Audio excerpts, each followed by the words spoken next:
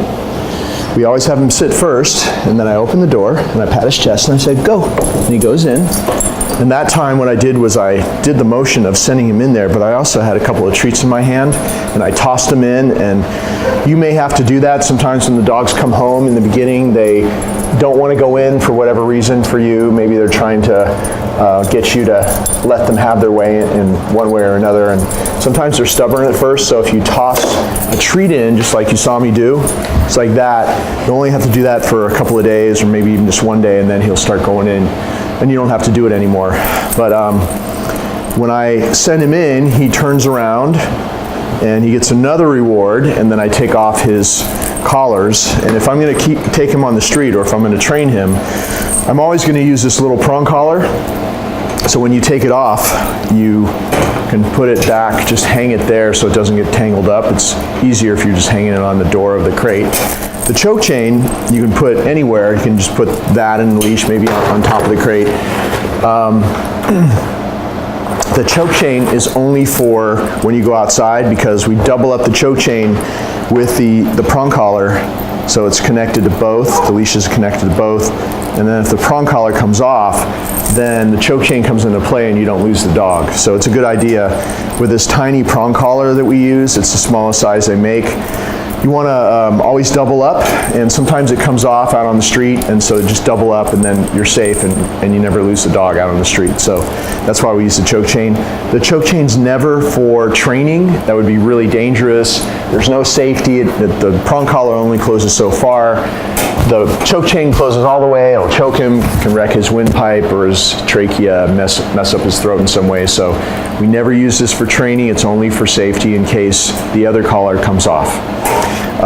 His routine in the crate has been in and out like this all day long, and then overnight he sleeps in the crate. I feed him in the crate. He gets all his bones and chewies, all his treats in the crate. So he associates the crate as a really great place to be. That's his safe, private place. You don't do any training inside, but you do control his access in, just like you saw I had him sit, and I allowed him to go in, and then his access out. And let's say that he's been in there for a while.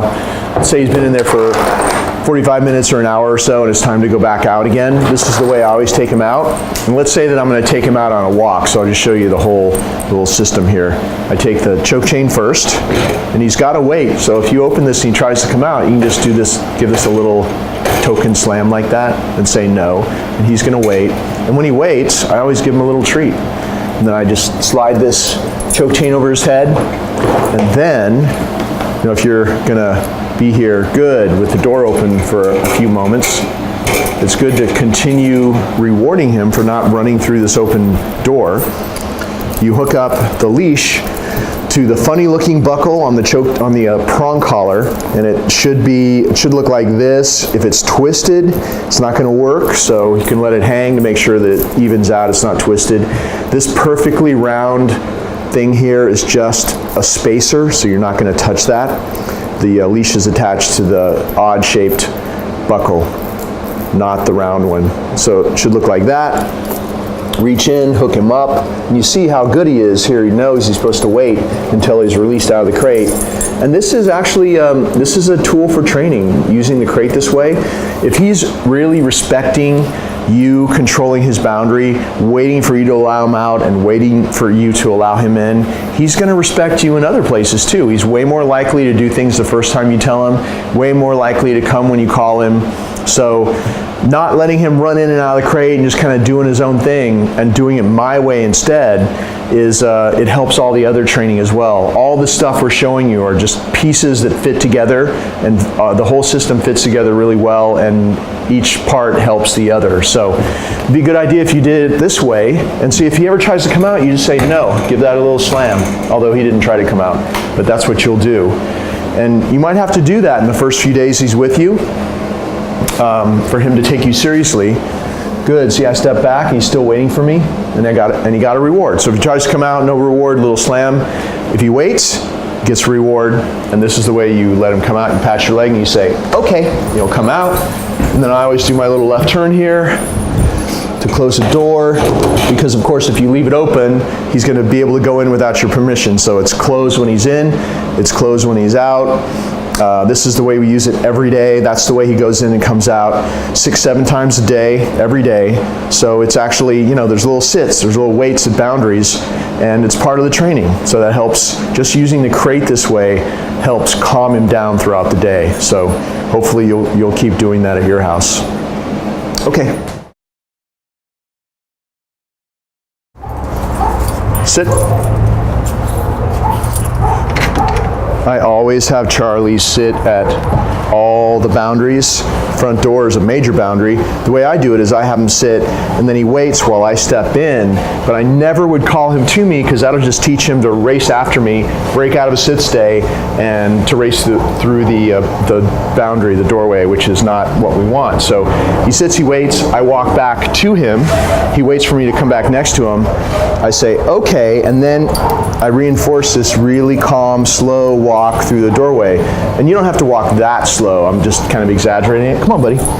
But if you do that, like what I've done the last few weeks, you're not going to have the problem of the dog rushing through the doorway, pulling you through, pulling you in, pulling you out. And we're going to do it on the way out too as well when we're done with this. And he goes through that doorway all day long, and it's always the same way. Sit. See how I did a couple left turns? No, he loves his mat, so he's going to want to go, okay, he's going to want to go run on that mat. Sit. I always have him sit and wait. And he waits for my permission with my right hand to just pat his chest and sit, no. Make sure he doesn't jump the gun. He really loves the mat, so he needs to wait till you pat his chest and say, go to your mat, and then you say, down. And if he doesn't go down right away, he's smelling probably the last dog that was on this mat. If he loses focus and doesn't go down when you say it, you never repeat it, so you just stand on the leash like you saw me do, and then he'll go there. This mat exercise is a great way to develop a pretty high level of focus in the dog. Whatever he does on the mat, like this, the quality of the downstay he does on the mat, good, is what he's going to do without the mat. After you practice for a few weeks, you say down somewhere outside or somewhere, you know, other than the mat, and you're going to have this kind of solid downstay. It just is going to take you a couple of weeks, or depending on how much you practice, a few weeks. Good. It could take 1 week, depending on how hard you practice and you know how well you're able to do at first. But you're going to have the same kind of downstay other places as well. But this mat exercise is just 5 minutes a day, and you start really easy. You notice I just walked around. I'll do it one more time. And I always go back in front of him and reward him. This time I'm walking around both ways. And that's a downstay, just a basic downstay where he allows you, he accepts you walking behind him and around him both ways. He gets a reward. See how I'm rewarding him? Good. He waits until I place the reward on the mat. I withdraw and he takes it off the mat. It's really important you do that. If you put your reward there and he tries to grab it, nope, you got to pull it back. He's not allowed to touch your hand or grab it out of your hand. If he's reactive and grabby like that, it's disrespectful, but he's also not being focused. And the whole idea of this exercise is that he's calm here, he's following every little rule, he's focused, his main focus is on you. And it should be like this. Good, he takes it when you withdraw. So make sure that he's doing it that way. Don't let him touch your hand. If you have to say no, no, no, like 5 times, you're gonna have to do that so that he knows that you're serious. So you do my moves and you get this. So just practice the stuff I'm showing you here in the video and the stuff I showed you in person. And it might take a little while for you to get it, but probably just a few days. And then you'll get this. If you don't do it the way I do it, it won't be quite as good. So just try to do it as close to the way I'm showing you as possible. So once you've done the simple stuff, walking around, holding onto the leash, then you can do things that are more difficult. I'm going to walk past the camera person way in the back, out of sight, way back here. He's supposed to stay there, way back in the back of the house, coming back now. He kind of turned, but it's not too bad, so I'm going to accept that. Good, he gets a reward. If he turned all the way around and faced me, I'd say no, I'd put him back. No reward, I'd go do it again until he didn't turn around. He can look to wherever you're gonna go, but he's not allowed to turn his body. So this time I'm gonna go over here. I'm gonna go behind a closed door back in the back of the house. Knock on the door. Good. Once again, good, rewarding him. Very often if you sit down, it's an invitation for the dog to come over and get up and come over to you. See, he's wagging his tail, and you can even exaggerate what you're doing when you're sitting down, but he knows that he doesn't get up until he's released, and he hasn't been released yet, so good. That seems to be a real hard one for him, is us sitting down on the furniture and him not going over to say hi or get petted. But this is, it's a test. He knows when he's on that mat, or when I say down, he only gets up off of that, or out of that down, off the mat, when I do one specific thing, which is one specific way. There doesn't matter what else I do, he doesn't move. So that's why he has such a good downstay. So this is the real hard stuff. If you're ever going to do something that you think might be difficult for him, it's okay to remind him what you want him to keep doing. So before I go out here, I'm going to remind him down. I'm going to go outside, I'm going to pound on the windows, I'm going to mess with the mail slot, I'm going to ring the doorbell, I'm going to knock on the door, all the stuff that typically makes a dog get excited and bark. Good, and no matter what you do, no matter how crazy it gets, when you come in to reward him, you're always rewarding him from the same spot, always in front of him like that, always exactly the same way, no matter where you go, what you do, it always ends the same way with him, and he knows that's what's going to happen. You probably didn't see it, but I gave him a double reward. If he does something that's hard to do or exceptional like that, give him a big reward. He knows the difference between portions. He knows the difference, and he'll remember what he did and be better every time like this. Obviously, we've been practicing a lot, so through all this stuff, he's perfect. And then we already practiced at your house too, and he's doing pretty well. And you just keep practicing, and he'll keep getting better and better. The whole object of this is that every time you release him out of this little 5-minute exercise, he's a little bit calmer, and that calmness just takes over his life, and so he's calm when he's on free time. It's great that he's calm now, and this is a big help, but you want to do it in the way that, it changes him inside and makes him way less likely to react to a stressful situation. It's harder to get him overstimulated and overexcited. That's when dogs jump on people and knock people down and go crazy, do obnoxious things. So the whole idea of all the training is we do it in a certain way that when we release him, he's just a little bit calmer every time, and that calmness takes over 24/7. So the way that we release him is come back next to him, holding the leash. Hold the leash like you're going to walk him. You can pat your leg and say, okay. And then I'm going to have him sit at the doorway. We're just going to do that doorway thing to let him out and give him some free time. It's no. So if he gets up there, say no, close the door. We try it again. Step out. Notice I didn't say SIT again. I already said it once. You only want to say it once. If he makes a mistake, say no, put him back. Make sure he does it the right way. Step out, step back in. He waits for you to come next to him. You pat your leg and say, okay. If he tries to pull you out, be ready to do that little reinforcement there. Not allowed to pull you through there. Make sure he walks through with you calmly. And then on the outside, sit. And in this case, we have a closed yard, so I can release him to be free. But if you're taking him for a walk, you can still have him sit out here, say, go, come on, go. And he's free, but hold on to the leash, obviously, because you don't have a front yard. And then you can go to the next stop, which is, I think in your house, it's a gate or a stairway, I'm not sure. Call him to come, have him sit, and then take him down that stairway or through that gate the same way that I did this doorway.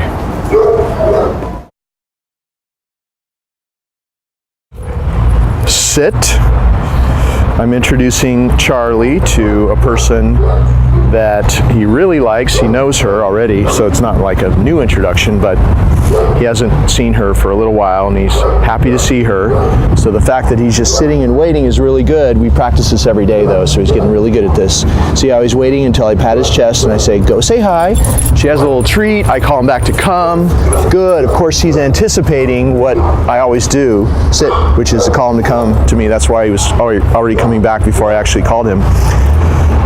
So this is this little game, this little greeting routine game that we play with somebody every day, sometimes multiple people. Go, and you can pet him and come.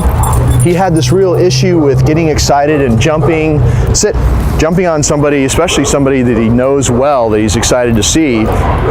So since he's gotten to know everybody that works here really well in the last few weeks, we just do this with all these people he likes. And you notice the treat's down on his level. It's this natural balance sausage we're using, just a little piece like this size. They pet him. There's no reason for him to jump because somebody's doing all the good stuff down there on his level. And if he jumps, they're going to say no, and they're going to put their hands up. And that's taught him that jumping makes all the good stuff stop. And they're petting him and giving him treat on that level before he even has to jump. So he's learning all good things happen when he's down on all fours like that. So there's no reason to jump. If he does jump, everything stops. So if you continue that, go, you'll get this, what we have.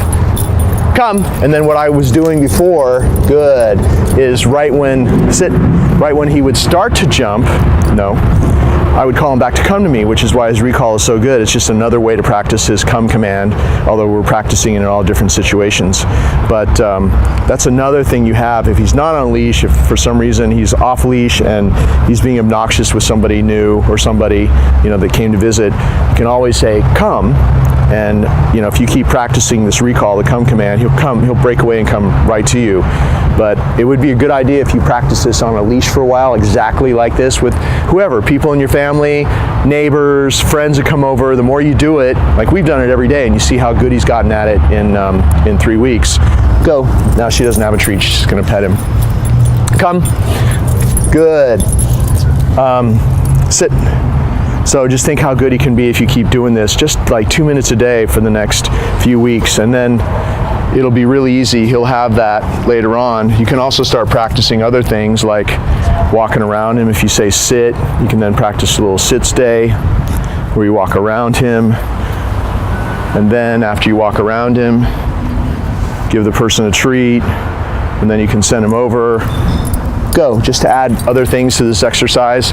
Come, just to make it a little bit harder for him, which of course is better for him for learning. And sit, learning how to be calm longer. So it's a great little exercise to do, and the more you do it, the calmer and the less jumping you'll see him do.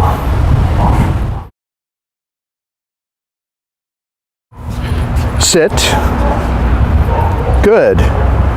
I never repeat the command. If he had not sat when I told him, I wouldn't have repeated it. I just would have pulled up with a little bit of pressure like that, and his butt would have gone down. So it's not, you're not jerking, excuse me, you're not jerking, popping, pulling really hard. It's just steady, calm, pressure, his butt hits the ground, you release it as soon as his butt hits the ground.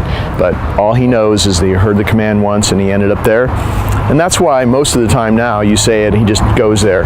Of course, it's all, the training's all brand new and it has to be continued. But it's, it's three weeks old. He's learned all this stuff in 3 weeks. Stay is built in to sit, so you don't have to say stay. I never say stay. It's to sit means to stay, and he's waiting to be released. So I've trained him to wait until I come back.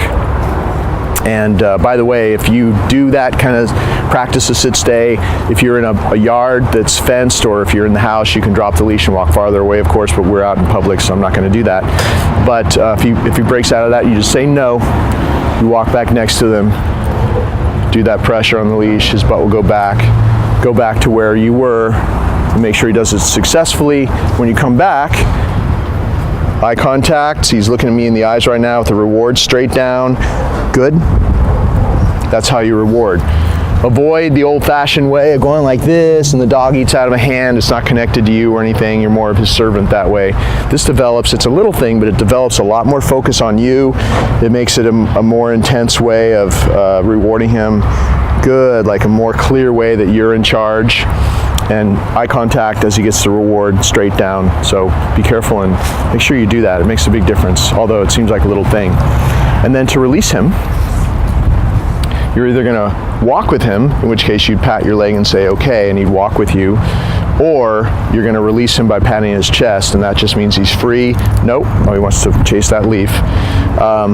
In this case, because we're going to take a little walk, I'm going to pat his chest and say, go, and then he's free. And most of your walk, and like when I'm walking him, most of it, the vast majority of it is just him loose, on a loose leash, sniffing, doing whatever he wants, just kind of hanging out, and I'm ready to call him to come to me, or periodically I'll call him to come and do a sit stay or a down stay at a corner or a random spot.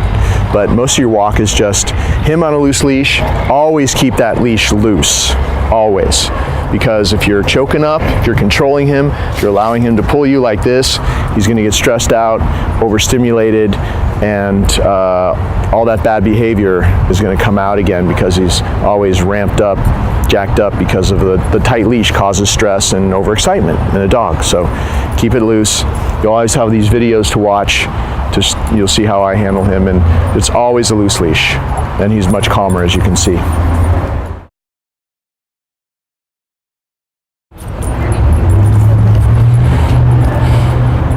Down. Good. You notice I helped him a little bit there. Good. Down is one of those commands that he's just about to get, but it's not quite as good as the others with him. However, once he's there, the stay is real solid, which is, it's funny, it's usually the stay that's the problem. And going down comes first, but then staying there for longer periods of time is harder. But in this case, he's got a rock solid down stay. Once he's there, it's really hard to get him up. You can even pull on the leash like that or anything. He's not going to get up. Good, I'm rewarding him for that. Notice how I did it. I didn't say the command and then wait for him to hesitate and then me doing this and all this other stuff, because if you do it that way, you'll get stuck in that pattern forever. So what I do, if I have a dog that is right on the edge, not quite as good as I want it, I'll do everything in one motion. You noticed, I knew that he doesn't have a solid down command quite yet. In a few more days he will, but all I did was just everything happened at once. Down. And all he knows is you heard it, he ended up there, he heard it once. You didn't break it up and then where he waits and then you force him down. It just all happens at once, and you'll see it may happen with me before I bring him back, or it might happen the first couple of days you have him back with you. You won't even have to do that anymore. But if you ever have an issue with him not doing it, just do it that way. It works really well. Once he's there, he's going to stay, because his stay is really good. We don't say stay, so down means to stay. And of course, if I wasn't talking to you right now, I just would have said one word so far. I would have been down. That's it. I would have been practicing this down stay.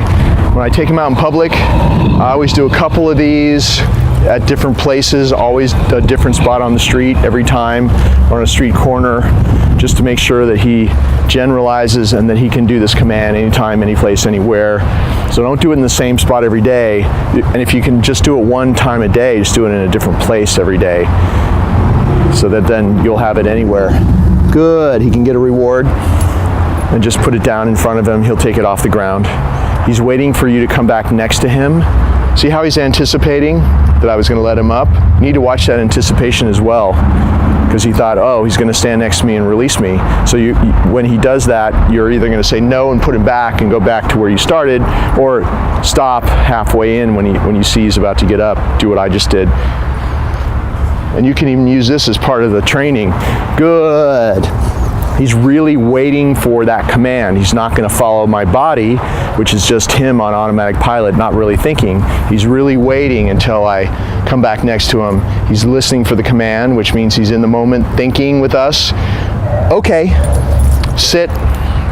I always release him from a calm sit stay, because you see, if you release him straight out of a down, he's going to pop up and run off. But if you teach him that part of this is the sit after the down, and then he gets released to be free from a calm sit stay, go like that. See how much calmer he'll become over time. So always release him. He loves leaves for some reason. I'm going to let him have that leaf. If you release him that way, just take the extra 5 seconds to release him that way. It's okay, and then have him sit, and then release him from a calm sit stay. That really helps in keeping the dog, making the dog calmer and calmer. Just those little things that we're showing you, little different things, make all the difference in the world. I want to just break down step by step how I've been practicing calling him to come to me. When I have the leash, which is, of course, I'm always going to have the leash when I practice the commands. I have the leash over my left hand, like that, and then you can just, it's there, you can't lose it, and then you can grab it like that. There's no reason to choke up, roll it up, any of that kind of stuff. You need that 6 feet, and with your arm, it's more like 8 feet, to call him from a distance to you anyway. So it's left hand leash, right hand reward. When we're on a walk, I just periodically call him when he goes to sniff something, or if he sees another dog or a person, I just always call him back to me away from that. You want to always practice calling him away from something. So don't call him to you when he's looking up lovingly like that to you. You can pet him and love him up, which is fine, but you want to call him, practice your recall in a real life situation where he's interested in something else, maybe he's moving towards it, he's going to go smell something gross on the ground or whatever. You want him to hear that command and break away and come running back to you. So I always practice calling him when he's at least looking away like that. Too late, he looked back at me. Anyway, if he's not going to stop paying attention to you, which actually if you do this a lot, he's always going to be looking at you like he's always looking at me. So sometimes you have to create your own distraction. So I got a treat in my hand, but I'm going to also toss a little one to create a distraction. And I'll call him away from that. Come! Good. See how I backed away? I made a fist, a target. The reason you call him to a target is because in an emergency where there's no reward, there's no leash, all you have is just your command and your target. He doesn't know it's empty, so don't call him to a half open hand or an open hand, because he'll see it's empty. Call him this target, he'll always come, and over time, he won't know why he wants to come to this. He just knows something really good happens. Go, come, good. Also, I love him up, and you say good, you give him the treat, and you pet him all at the same moment.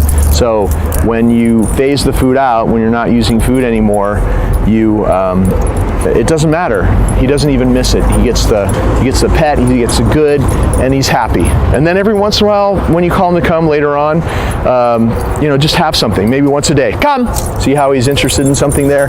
Good. See how I grab the leash with my left hand at the same moment that he gets the reward, and I say good and I pet him? It all happens at once. Timing's really important, so that later on when he's off leash, you still have this. Come! Do that. Good. Always back away when you call him to you, because when you back away, it draws him back to you.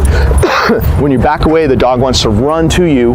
When you stand still, it's not quite as good. And when you move towards him, obviously the dog usually runs away from you. So body language has a lot to do with making this as good as it possibly can be. If you always back away a bit, which makes him rush to you, then later on, when your back is against a wall or something like this, because you practiced that way, come. Good. See that? He's used to rushing to me because I back away, which has made him rush back to me. When I can't, he's going to rush to me because of the way we practiced. So whenever you practice this, make sure that you have some space behind you so you can back away, so that in a pinch, in an emergency, he'll run to you out of the street or wherever. It could save his life someday. So always practice this way, and then you'll always have a really good, solid recall where he runs back to you without hesitation.